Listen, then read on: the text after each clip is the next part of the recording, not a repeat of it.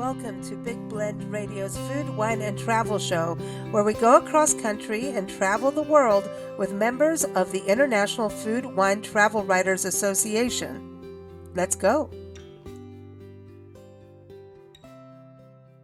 So welcome, everyone. Today, we're going to go on the Kansas Gunsmoke Trail. Yes, we're talking Dodge City and some other interesting communities. And we have Robin O'Neill Smith joining us. She's a freelance travel writer. And she's also on the board of IFWTWA, the International Food, Wine, Travel Writers Association. She's been on our show talking about the association, but finally, she's here to talk about a destination. So welcome back, Robin. How are you? I'm great, and thank you so much for having me. I'm excited to talk about this. We've traveled through a little bit of Dodge City, got to the fort, and, also it's where we went to where one of the wagon wheels from the Santa Fe Trail as well out there. So there's Yes. just so much history in Kansas. And I think sometimes the Midwest gets overlooked as a destination, like the whole corridor. Yet this is the heartland of America. So I'm very excited to learn more about this trail because I didn't know there's an actual trail. So there is. Yes, there is. There's the Gunsmoke Trail. And before I went on this trail, when I thought of Kansas, I just thought of prairies and beautiful sunflowers. But there is just so much more there to enjoy. Mm. Whether you're on the Gunsmoke Trail or just visiting one of the communities, there is a lot to experience. And I want everyone to know that you've got a great article, and that is linked in the episode notes for people to read. And I think one of the best things about your article is and it said, slow down to do this trail because you go through different communities and really just talk to the people because that made the experience so much bigger. And I know you were talking about Gunsmoke, the TV series. I know my mom remembers that. And didn't someone get a rattlesnake in their sleeping bag in that show at some point? Oh, I I think there I was an think episode. did, but I don't remember that particular episode. But I Oh, started watching Gunsmoke when I was like 4 or 5 with my grandfather, uh-huh. and it was a Saturday night show with him, and it was just like he liked the character Festus, and I liked Miss Kitty, so, I, I enjoyed watching it with him, and I have very fond memories of the show. but at the same time, where you went on the Gunsmoke Trail, it's really like the TV show was about that time of history and that region, not the other way around. Whereas, like when we're kids and watching things like that, it's like, oh, this is epic. But it is cool to go to the places, right, and kind of get that connection. Yes, it is. They talk about Dodge City, which is where Gunsmoke originated, but, it's a replica of what you would have seen on the show.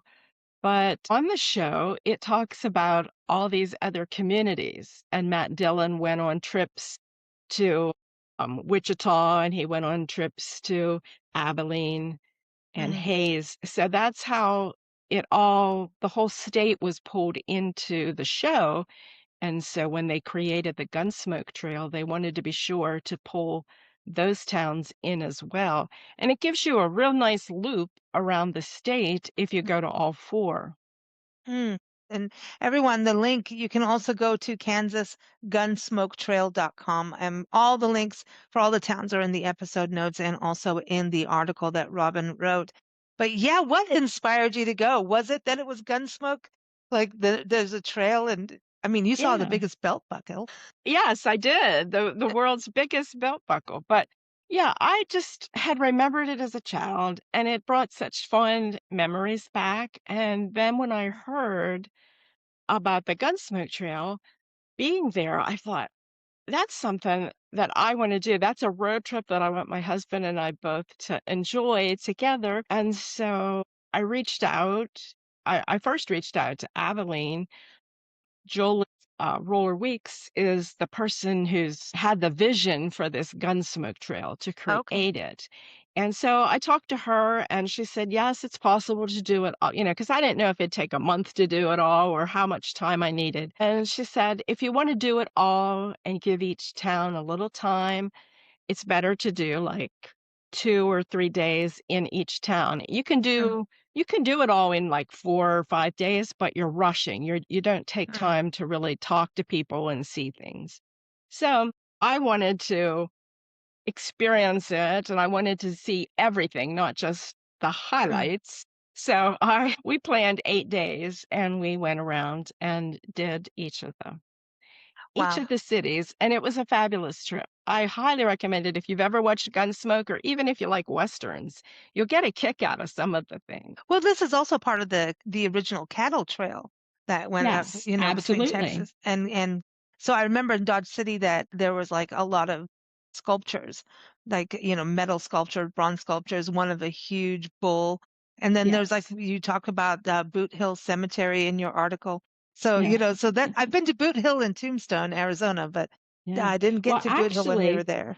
there was a Boot Hill Cemetery in Hayes, and there's a Boot Hill Cemetery in Dodge City. So there was, Oh, a Boot Hill Cemetery in both places. So I seen them both, I visited them both, and we were I was impressed with I thought the one in Hayes was very authentic. It's where they were actually buried, but the one in Dodge City was really interesting, because they had stories about each person that had been oh. buried there, but most of those graves had been moved to a different place, and the Boot Hill Distillery is near where the original cemetery was there in Dodge City. So So you it's still just have some spirits interesting. there. Yeah. Yes, yes. You have spirits one way or another. And you can get a good steak in there in Dodge City, I believe. Oh, definitely. There was good steaks everywhere. In Hayes, I had a wonderful steak at Hickok Steakhouse. So, it Mm. was just every place had special things. What was the driving like between each town? Like, is it a long distance? When you think of this being kind of a road trip experience, Oh, no, it was like a couple hours. I think three and a easy. half hours was the longest, Okay, thinking so that's depending perfect. how you go. But yeah, in a half a day, you could get from one place to another and then start seeing the things in that Mm-hmm. destination. I'm just thinking hotel checkout by 11. Yes, yes. Head to check out by 11, check in by 3 or 4. Yeah, You're it worked perfect. great. Yeah, so that's like a nice, easy thing to do. So yeah, let's go to Dodge City for sure, though. That's where we started, right? So well, there's Dodge City, Abilene, again, Wichita, okay, and I just keep going to Dodge City because I've been there, you Well, know, actually, most people would probably start this in Wichita and Wichita. because Okay, if they're flying in and renting a car, now you okay, can start it from any of the locations. The experience is gonna be the same no matter which location you start at. But if you're flying in, mm, usually airfare is cheaper, mm, people start in Wichita if they're flying in. okay, So, I did Wichita first, but mhm, I realized there was a Gunsmoke Trail, but I saw all the things that mm, are on the Gunsmoke Trail. So, then whenever I decided I wanted to do the Gunsmoke Trail, I didn't go back to Wichita. I did the other mm, 3. So okay. I mean, that's the thing. Sometimes you don't do it all in one swoop. You just, right. A lot of you people know, do each of the destinations. I talked to one person and they did one in spring, one in fall, and then came back the next year and did one in spring and one in fall. oh, To okay, get them all, and they spent like 4 days in each place. So, that's yeah. cool. They Yeah. made it extended weekend getaways out of it is what they did. Yeah. They lived within driving distance and they just, Oh, yeah. that's nice. That's nice to do. Yeah. So Wichita, let's go there first then, since a Okay. lot of people are going to get off the plane, or let's just start there where you know. So what are some of the highlights there? Well, you wanna definitely go to the old Cowtown. That is probably the to me, that was the biggest highlight there because it's where, when you came into Kansas, that's where the cattle drives went through, Hmm. and it was just they had the old saloons and old things, very similar to what you will see in Dodge City, but they had those things there at the old Cowtown, and it was just, I don't know, a great place to start to learn about the historical aspects of the cattle drives and, you know, it when I was there, I wasn't relating it to Gunsmoke Trail, but then I saw, I learned Mm. how each one of those things that I visited did relate to Mm. Gunsmoke and how it was mentioned in the episodes. And the person who wrote Gunsmoke, the original writer, was from Wichita. Oh, So, wow. that was interesting to learn about. That's cool. That's Yeah. cool. I mean, you think about how a TV show can influence people, or a movie or a book, how it influences people to go there, to those places, you know? Yes. And then when we left Wichita, we went when we started the next time, we started in Abilene. We went to Okay. Abilene, Dodge City, and then Hayes. Okay. So that was the order that we did the trip, but you could start any place and do the Hmm. entire air trip. So you talked about the old Cowtown, that's it, like the museum kind of thing. But then there Yes. was also Keeper of the Plains was one of the other highlights there. Now, that really doesn't relate that much to the Gunsmoke Trail, but it was very unique to see that, and when it's all lit up at night, it is absolutely gorgeous. So, explain what that is to people, because that's a little bit of a different attraction. And I think when you do these kinds of trails, it's you can hop off of the theme, and experience things too, you know. right, and we You did. can have a Whenever vegetarian meal in Kansas on the Gunsmoke Trail. You're allowed. Mhm. the Keeper of the Plains is an Indian chief statue Mhm. that is on top of rocks, and it overlooks the river, and Mhm. so there's a bridge right beside it, and the bridge lights up, and they have pots all around this Indian chief statue that light up at night, Oh, and it's so he very is the keeper. unique, and it's Yeah. very beautiful. You Mm. know, you wouldn't expect to see that unless you know about it. You're just driving along and there it is, especially at night. It's like it's stunning. Oh, that's something to really check out. And then you were also talking about in your article about the Wichita Sedgwick County Historical Museum. And so that's the thing too. Going to these museums gives you like a better context of what you're experiencing. Yes, the history there, in every place, every community that we visited, the history was so amazing. It made you really want to learn more and experience more in each of the communities. And I was very fortunate as I worked with the different destinations, that they added museums to our itineraries so that we could get a foundation of what we were going to be looking at while we Mhm. were in the community. That's cool. So you go from Wichita to Abilene, right? And uh, Yes. you said that this in your article, you say this is a town that captured your heart. And this is where the big belt buckle is. And you got on top of the belt buckle. Y'all. Yes, I did. I climbed up there and stood, and now when I look at pictures, I'm like, "Oh, you can hardly see me. I'm like a speck at It's the top of this massive. huge belt buckle." But yes, I have I the mean, you took like stairs up. This is how big it yes, is. yes. I think there was 2 or 3 flights of stairs up to that, and then there's like a little balcony that you can stand behind the buckle so that the buckle appears at your waist level. Wow.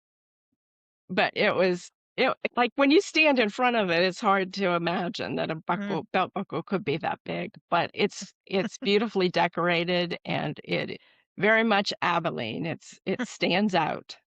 What was it about Abilene that you said that really captured your heart? Is it just the Well, people you met, it or was the people that I met and everything that was there. Not so much as much Gunsmoke Trail as the Eisenhower Museum oh, and library is just absolutely fascinating. Like, I knew Eisenhower was a president. I knew mhm, he was in a war, but I didn't realize the difference he had made in the whole culture of our country, and that his guidance and leadership made his strategic decisions made a huge difference in winning the war. mm, And I just learned so much about him and his wife. And I was interested in that because The only home that Eisenhower owned himself was in Pennsylvania, where I live, near Gettysburg. He owned a I love that farm. place. I love it. I talk about it on shows all the time.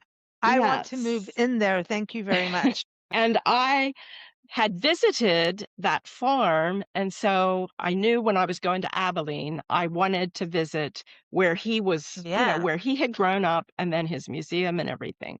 So it just tied the whole story together for me, and it was very educational, Mm. but I just found it so fascinating, and the people there were so welcoming.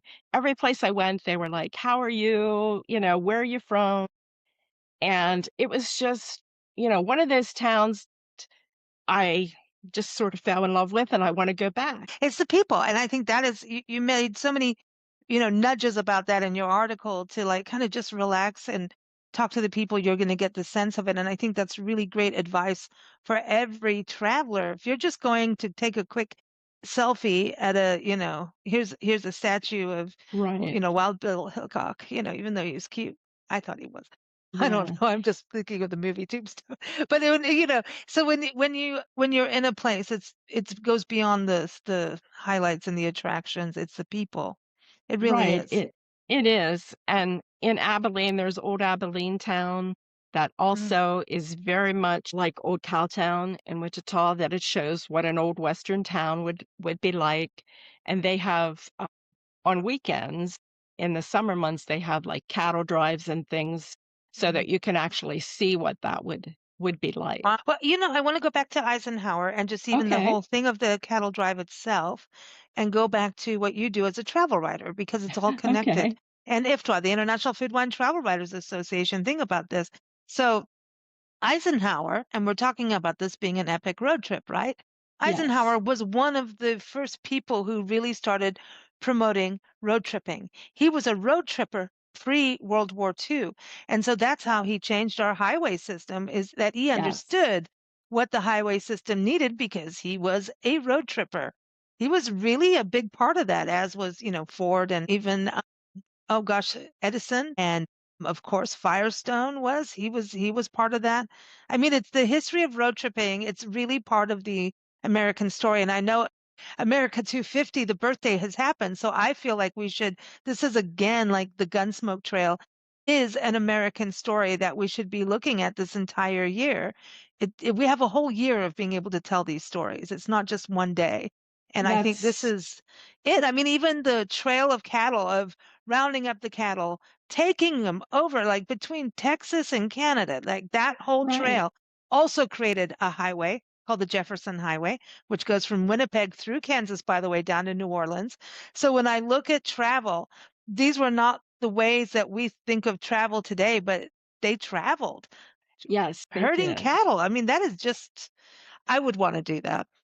Yes, and in the Eisenhower Museum, they do talk about all the different things that he was part of or made happen during his presidency, and one of the things Yeah. that I found very interesting was he was so popular during World War II that when he returned, both parties wanted him to be their candidate to run for president, and he turned them both down Oh, because he said he wasn't ready for that, but both parties wanted him wow. as their candidate. That's how That popular says he something. was. Yes, That says something, right? And that's kind of a true independent spirit then.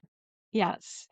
And Oh, then, like, 2 I like years that. later, he decided, "Well, maybe I will, consider this," and then he started looking into becoming a candidate, but Wow. I found that very fascinating. That is fascinating. Yeah, that is. I did not know that. Huh. See, I think Truman was kind of like that too. You know, he was very independent and I think he was one of those good presidents. But then, once in a while you find dirt. Yeah, yeah, well, People, we all create dirt. So, yeah, we're all but human. yeah, that's it. Okay. So the other place you talked about was the Dickinson County Heritage Center. So I want to Yeah. go to the carousel here because listen, an antique carousel is like a special thing when people have actually gone out of the way to preserve these beauties. And I mean, Yes, this was very well preserved.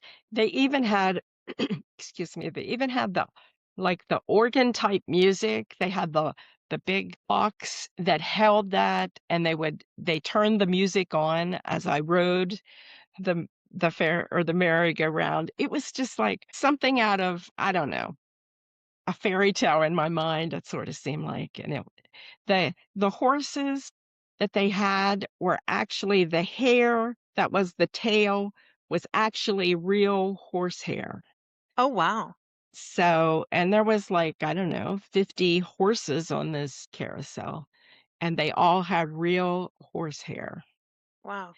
So it was very amazing, and anybody can go and, pay for a ticket to ride the carousel. It's not So like cool. it's only for special people. It's for everybody if you wanna ride it. That's cool. It used to be that's what it was supposed to be. Yes. When you think historically, that was a form of entertainment. Yes, it was, and I think there's only, like, 1 or 2 that are that old and still operational in the Mhm. country. One of them is in Albany, Oregon. Okay. Yeah, they restored it. They had artists had to recreate it, and I mean, it was like a whole nonprofit to make it happen. Oh, I'm sure. The I amount mean, of it's time and energy and money that would mhm. go into it. I think that's the thing about these kinds of trips. You're gonna find these unique stories, and it's like all the people that are part of it, and then, so this is all part of the Texas Cattle Trail. So the other part is Hayes. Tell us about Hayes because, whoo, this is, you said your husband's favorite spot. What was it for him? Well, I think, first of all, the, Janet Kuhn, who was the DMO representative there, she took the time out of her day to drive us around for 2 or 3 days, actually, to Wow. see the various sites there.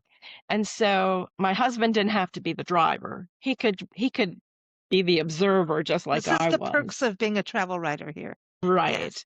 So that was, and he really enjoyed that because he got to see more that way. And then, of course, she knew Mr. Felton, who is a limestone sculptor, and she saw his car outside the garage where he had his studio. And she said, "Well, I think he's here. I'm going to see if he'll just talk to us for a minute." And she went in and come out and said, "Yeah, he'd like you to come in and visit."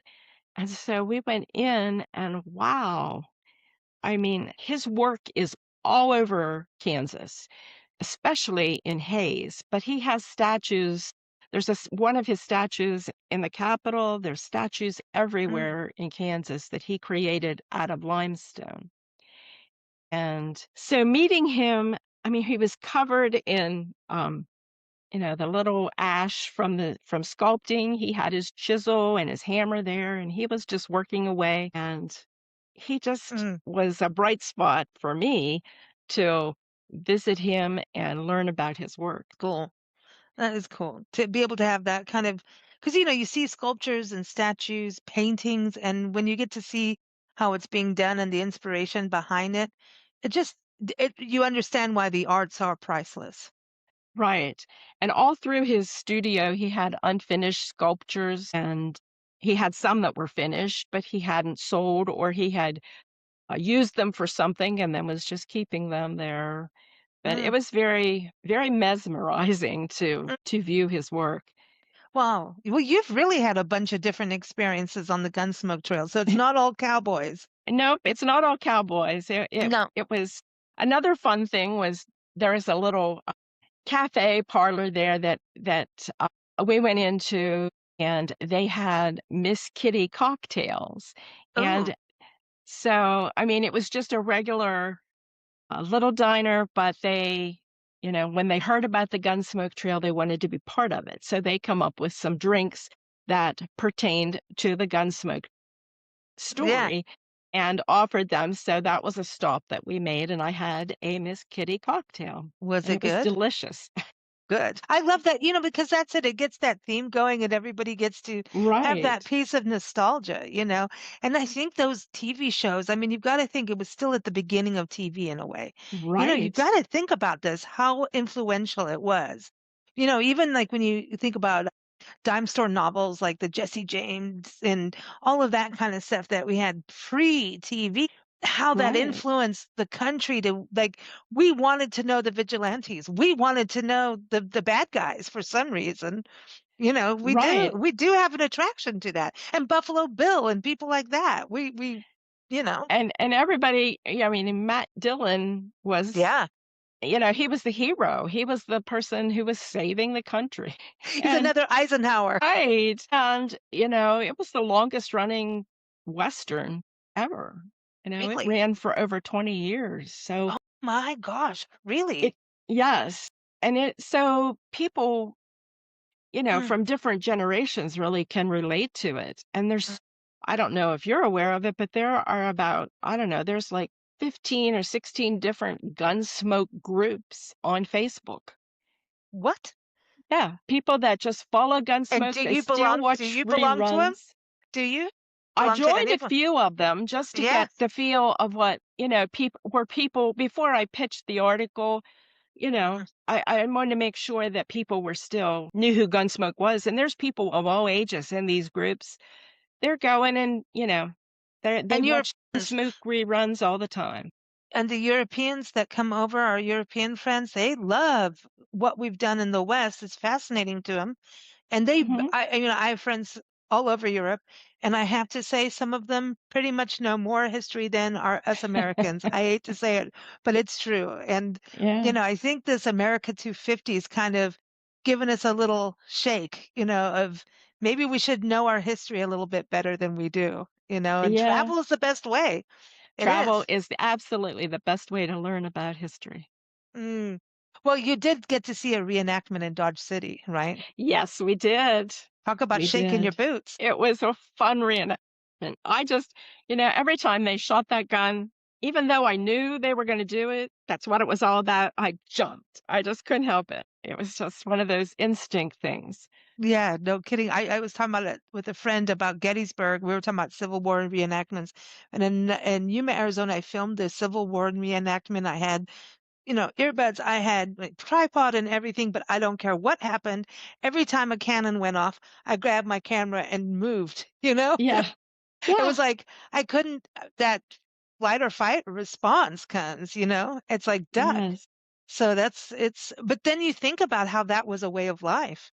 It So was. to experience those reenactments, I think reenactments and those docents and guides who create these living history experiences, they do wonders, especially for the younger generation, because history is hard to learn if it's just a bunch of dates and you don't Right, it put the is. personality to it. It is, and they certainly added some personality, and Well, Dutch City's cool. Now, do you think this would be a good family vacation? I think it would. I think it would depend on the ages of the Mhm. kids. A real tiny child might be fearful of the gunshots and that type Mm. of thing. But once they're old enough to play cowboy and Indian and that type of thing, I would So like think, six or yeah, so, six I on would up. think they would enjoy It's kind of the fourth enjoy. grade on up is really where, Right. yeah. Especially the Dodge City part, Hmm. and the different Gunsmoke Trail things in the different places, I think they would enjoy. They might be a little bored at some of the museums or older things, depending on the child. Some children love that kind of stuff, and others, Others are they going to be wanna be attracted to running. the carousel. Right. The carousel was wonderful. It would be wonderful for any age. Yeah. So there's going to be just pick and choose because it seems like you had so many different experiences. So the other part is like, do you think there's any haunted places that you went to on this trail? Because sometimes with Dodge I'm City to me, sure. I would there's think I would say Dodge City is definitely probably has some hauntings. and I you went would to think, cemeteries. yeah, I would think, some places in Hayes probably has, because Hayes was a very wild place at one time. So I Mm. would think they would, have some.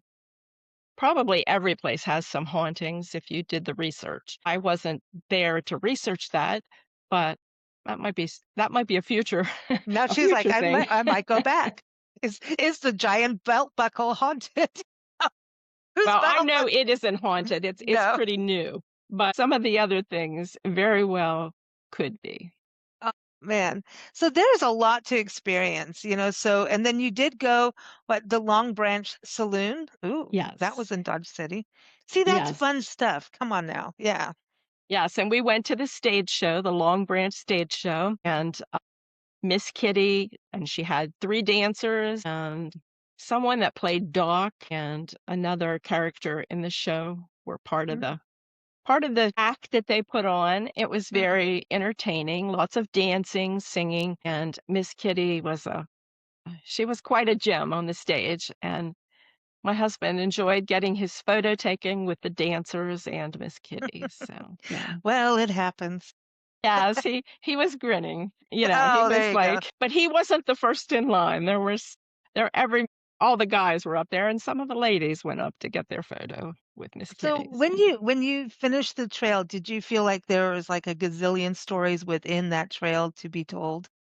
yeah, I felt like every town had numerous stories. In fact, I just wrote one yesterday about a museum in Hayes that I don't even think I mentioned in this Hmm. article, but they had a rattlesnake collection, and I don't like snakes at all, but that collection sort of got my piqued my interest, and so I spent a lot of time in there taking photos of snakes, but, Are they that alive or they're past? they were alive, they Oh, had glass between us, of course, and, but they would come up against the glass sticking their fang out, and it was just like a very interesting they had over 40 different kinds of rattlesnakes. I didn't know there were so many rattlesnakes. wow, So, that is a lot. Well, in the plains, the snakes love the plains. yeah. They So, do. I mean, each town had various things. I could probably write 4 or 5 articles about each town Wow. if I wanted because there was just so much there, and we experienced a lot. There's a lot there that we didn't get to experience, like, I wanna go back to Abilene because there's a few things there that we didn't have time to see. There's, a chocolate factory, there's What? uh, We need to go. I want to go. There's a the chocolate name of the factory. bus, what's the name? The That bus l line, there's the dog Greyhound. There's a Greyhound museum there, we didn't have time to see that. no. Yeah, and so there's a lot of things that we didn't have time for, they really weren't connected to the Gunsmoke Trail, Mm, but the Gunsmoke Trail was what my focus was, so I tried to stay mm. on Yeah. Yeah, you're trying to stay on theme, but like when you think right. about it, it's really your direction. It gives you this Yes. cool way of like, oh, we're gonna do the trail, but like, oh, let's veer. If there's a chocolate factory, I'm going. It's Yeah, well, it was just like there just wasn't enough time in the day mhm. to do it all, so I sort of had to prioritize, and that belt buckle won, so Oh, yeah, yeah, yeah. Now, because being a travel writer, I know you've written like what, 400, 500 articles, for yeah. different publications, online print. What is it for you? Do you think that got you started into this? Is it a love for travel? And then, I mean, any of us actually shut up about the places we've been to? We want to, I'm like, always talk about banging the pots and pans about something we've experienced. Right. I got into it sort of by accident as a hobby, sort of. I was leaving a full-time job and just wanted to have I wanted to do more traveling, and I thought, "What can I do that'll sort of take up some free time?" Mm. And so I thought, "Well, I can write. I'll just do some travel writing, and it'll just be a little hobby," and it's became much more than a hobby. It's almost Yeah, well, the full-time at number of this articles, point. I would say that's a little bit more than a hobby, Robin. Yeah. It You it know? it it once it start I started right when COVID started, so it was like a Oh, bad wow. time for most people, but so many people quit writing then, and I had traveled various places, so I just wrote about where I had traveled before COVID, and I just kept getting assignments, and so once things started opening up, my name was out there because Mhm. I had been writing all through COVID, so I just kept getting assignments and invitations, so that's just It's almost Fun. a full-time gig right now, but I'm trying to slow down just a little tiny bit. It's hard, Yeah, it is but hard, and it's hard to say no to places that you know you would love visiting. mhm. That's the thing. But I took the month of July. I'm taking this month off. I'm not traveling, and Well, there's catch-up time, and that's what I think people don't realize is we get to go to all these places, but it's a whirlwind most of the time, but at least you went and right, and at the same yes, time, it's like, now I have to write about it. right. And I'll admit, I'm not very good at writing when I'm on the road. I have trouble concentrating in little bits of time. I need, like, a lot of You wanna get your ducks and also right, kind of yeah, it's while you're there, you wanna experience every little bit. right. I'm one of those people that, "Oh, yeah, at midnight, I'm going to bed," up at 4 to try and keep yeah, I gotta do the social Right. media or whatever I have to do, you know? So you never really go to sleep. It's just not I'm just not a good writer when I'm on the road, so I know my limitations and I That's good though, actually. I think if you know your limitations, you know what you can make plans, right. how are you gonna do things. I was And gonna say I've often scheduled a day of down to like, if I'm traveling 6 or 7 days, a day in the middle where I'm not I'm not out seeing anything. It's just a day that I pay for the hotel and I sit there and just decompress and make my notes and everything so that I can keep going. and organize the photos so they don't get Right. lost or mislabeled, and it's like while you're there, get the names right and all of that, because it's like you come back with piles of brochures and it's good to that's a really good way to do it, that's good. That's a good tip for those getting started. Now, IFTWA, how did you get involved with IFTWA, the International Food Wine Travel Writers Association? Because now you're on the board. She's the Miss Moneybags of the association. Well, I was looking, after I had been writing for about 2 years, I thought I need to join a group and there was the North American Travel Journalists and there was a variety of other ones. And I don't know, I thought, well, international food, wine, and travel writing, that covers all three things that I sort of like. So I think maybe I'll try that. And I also joined the North American Travel Journalists Mhm, Association, but after a year, I realized that I only needed to be in one. It didn't matter mhm, which one I picked, but I didn't have the time or bandwidth to be mhm, investing in both. mm. So I had, had a trip with the International Food, Wine, and Travel Writers Association, and they were very, very welcoming to me. When I had a question, they had an answer right away and that type of thing. So I started spending more time, on that focus and going to their conferences and doing things and found that I enjoyed it. So then I was asked to join the board. And last year I was one of the co-conference chairs. And, I've been treasurer now for 2 years. So yeah, And it's still afloat. She's yeah, doing it's good. still afloat. It's really no thanks to me, though. That's just the way it is organized that, it will stay afloat regardless of what I do. No, it's a great organization. I think we've been doing interviews for over 10 years now with IFTWA members, which has been such a joy to hear all these different destinations, and learn so much. I feel like I'm always in college, talking to Yes. everyone, Well, which is that's just it. exciting. When you have a variety of people, everybody brings something different to the table. So the networking is the big thing, I guess I can say, that drew me to Mm, IFTWA because there was always different new people from actually all over the world that I could network with mm. in one way or another. So, Mm, that is great. That is great. Well, everyone, the links are in the episode notes. We've got Robin's article, IFTWA, the IFWTWA.org is the website, but we've got that linked and also the different towns. So you can plan your Gunsmoke Trail adventure. I think, it's summer. It's a good time. And, the sunflowers will come out. And it's yes, they beautiful. It's beautiful. It is really beautiful. I love Kansas. The whole state, just has so much history to it that and you've gotta think about how hard it was back then. oh, I Gotta can't think even imagine. just the dry farming that people did out there, right? And ranching, it just and the women having to be that strong, which they were. Right. I mean, honestly, in that kind of clothing that we were wearing back then, I can't imagine the heat that they had and then to wear long gowns and no, that was just mm, ridiculous. but, You know, they made a difference. So, yes, they did. Yes, they did. Well, thank you so much, Robin. It's been a true pleasure. And now I'm like, I'm going to go watch Gunsmoke tonight. I think you can find reruns. They are I bet I can. Thanks so much. Thank you for having me.